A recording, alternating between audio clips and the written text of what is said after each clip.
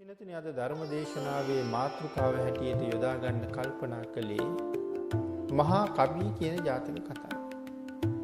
අපි භාග්‍යතුන් වහන්සේ වඳුරු ආත්මික ඉපදිලා හිටියා. මේ කාලේ මේ ගොවිතැන් කරන ගොවි තමන්ගේ හරක් පිටන කියලා. හරක් හොයාගෙන වනාන්තරගත වෙනවා. දින ගණනාවක් ආහාර නැතුව හිටියා. ආහාර නැතුව එවිදිහට මේ පුද්ගලයාට දියුණු ගහක් දකින්න ලැබුණා. ගෙඩි පිරීලා තිබුණා.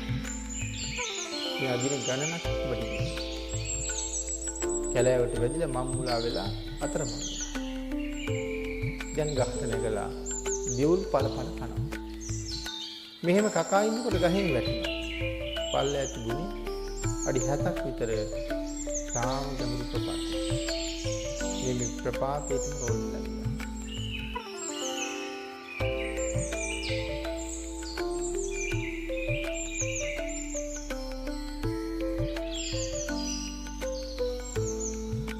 මහබෝසතාණන් වහන්සේ වඳුරු කුලේ ඉපදිලා ගස්වල තියෙන ගෙඩි කකා එහාට මෙහාට පැන පැන යන අතර මේ ප්‍රපාතේ වැටිලා ඉන්න අර අහිංසකයව දැක්කා.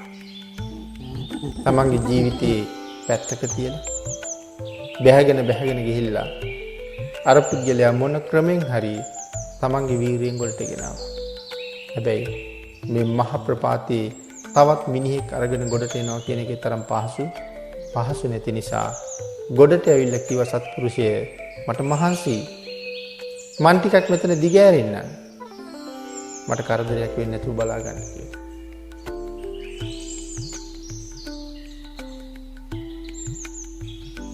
වඳුරු රජුරවන්ට නිින්ද ගියා. ආරක්ෂාවට කෙනෙක් ඉන්නවනේ. තමන්ගේ පිහිට ලබාපු කෙනා. අර මිනිහා කල්පනා කළා මිනිස්සු මුව මස් කනවා වගේම මිනිස්සු වඳුරු මසුත් කනවා. මේ වඳුරා මරාගත්තොත් මසුත් කාලා මගට ඇති වෙන්නත් මස් පාසලයක් හදාගන්න පුළුවන් කියලා හිතලා අලු ගලක් අරගෙන ඇවිල්ලා ඔළුවට ගැහුවා. හැබැයි ඉතින් දින ගණනක්ම निराහාරව ඉඳලා පුරුෂයාටත් ඒ තරම් ලොකු ශක්තියක් කායික ශක්තියක් තිබුණ නැති නිසා ගල්පාර හරියටම වැදුනෙත් නෑ. ඒකෙන් මහලොකු හානියක් වුණෙත් නෑ. නමුත් සඳහන් කරනවා හිස තුවාල වෙලා ලී ගලන්න පටන් ගත්තා කියලා.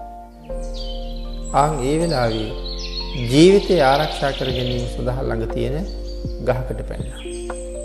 ගහකට පැනලා මේ වඳුරු රජුරු මහබෝසතාණන් වහන්සේ සඳහන් කරනවා පාපී පුරුෂය ඔබේ කෙරෙහි අල්ප මාත්‍ර අකමැත්තක් මං ගාව නැහැ. කිසිම අකමැත්තකින් මං ඔබට වෛර කරන්නේ ද්වේෂ කරන්නේ නැහැ. සඳහන් කළා මා හේත්වං අධම්මට්ට වේදනං කටුකං පුසී මා හේව පාපකම්මන්තං පලං වේලුම්ව තං වදී කියලා. එයින් සඳහන් කළේ. එතන සඳහන් කරනවා පෞකාරයේ තොපට මේ පවින් කවදාවත් කටුක වේදනාවක් නොවේවා. ඔබ මේ කිරීම අපරාධයක්. නමුත් ඒ අපරාධය හේතු කරගෙන ඔබට කටුක වූ වේදනාවන්ට මුහුණ දෙන්න කවදාවත් ඉඩ නොලැබේවා. ඊළඟට සඳහන් කරනවා ඵලය හුණගස නසන්නාක් මෙන් තාකල මේ පව තා නොනසත්වා. ඵලය හුණගස නසන්නාසේ. ගමට යන්න මං ඒත් පාර පෙන්නනවා. අසත්පුරුෂය ඔබට ගමට යන්න පාර පෙන්නනවා. හැබැයි ඔබත් එක්ක බිමින් යන්න දැන් විශ්වාසයක් නැහැ. මම ගහෙන් ගහට ඇවිදින් පාර පෙන්නන්නම්. ඒ පාරෙන් ගිහිල්ලා ඔබ ගමට යමු කියලා.